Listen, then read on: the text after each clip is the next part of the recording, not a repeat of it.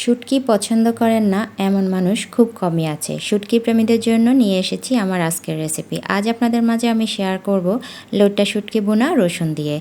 এই রেসিপিটি গরম ভাতের সাথে খেতে কিন্তু অসাধারণ লাগে। হ্যালো এভরিওয়ান, আসসালামু আলাইকুম।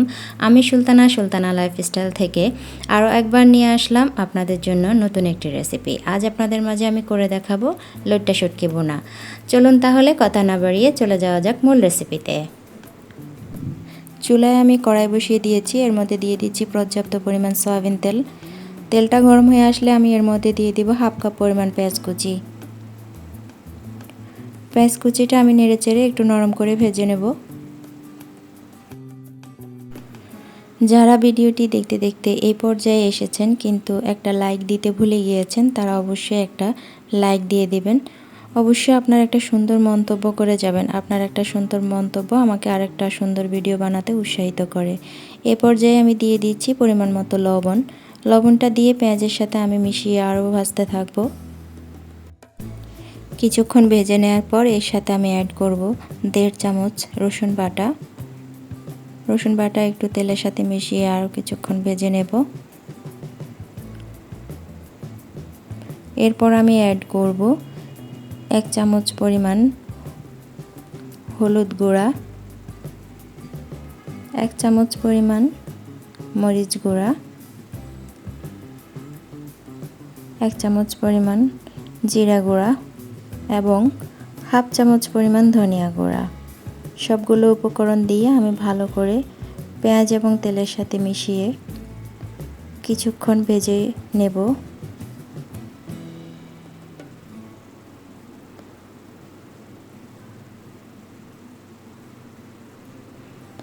অল্প কিছুক্ষণ ভাজি করার পরে আমি এর সাথে অ্যাড করব পরিমাণ মতো পানি। এই পর্যায়ে আমি অ্যাড করব একটা ফালি করে রাখা টমেটো। টমেটোটা দিয়ে আমি মশলার সাথে ভালো করে মিশিয়ে দিচ্ছি। মিশিয়ে আমি ঢেকে দেব যাতে টমেটোটা ভালো করে সিদ্ধ হয়ে যায়। কিছুক্ষণ পর আমি ঢাকনাটা উঠিয়ে এর মধ্যে দিয়ে দিচ্ছি 1 কাপ পরিমাণ রসুন কুচি।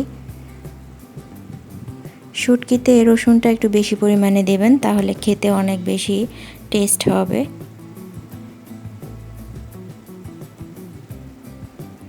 আমি ভালো করে রসুনটার সাথে মশলা ভালো করে মিশিয়ে নিচ্ছি।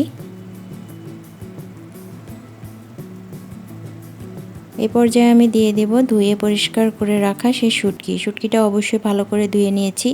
গরম পানি দিয়ে 2 থেকে 3 বার করে ধুয়ে নিয়েছি, কারণ শুটকির গায়ে অনেক বেশি ময়লা থাকে। শুটকি ভালো করে না ধুলে কিন্তু খেতে ভালো লাগবে না বা আপনি খেতে পারবেন না। শুটকিটা দিয়ে আমি আরও কিছুক্ষণ তেলের উপর এভাবে কষাতে থাকবো।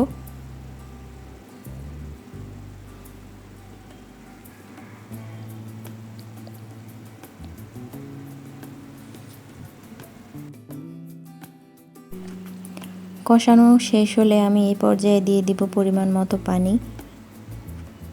পানিটা দিয়ে আমি ভালো করে নেড়ে চেড়ে মিশিয়ে নিচ্ছি।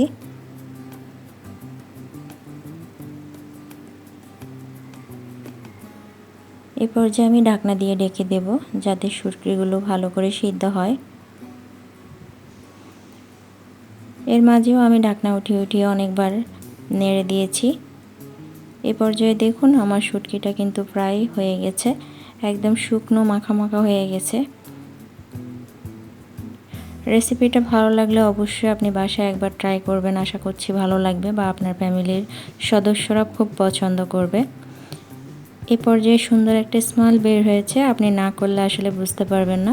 হয়ে গেল আমার অত্যন্ত মজাদার লোট্টা শুটকি ভুনা রসুন দিয়ে। গরম ভাতের সাথে খেতে কিন্তু অসাধারণ হয় রেসিপিটি। এতক্ষণ পর্যন্ত আমার সাথে যারা ছিলেন তাদেরকে অবশ্যই অন্তরের অন্তঃস্থল থেকে ভালোবাসা এবং ধন্যবাদ। আর যারা আমার চ্যানেলে নতুন তারা চাইলে আমার চ্যানেলটি সাবস্ক্রাইব করে রাখতে পারেন। অবশ্যই অল অপশন চালু করে রাখবেন যাতে আমি নতুন কোনো ভিডিও দিলে আপনি সবার আগে নোটিফিকেশান পেয়ে যান।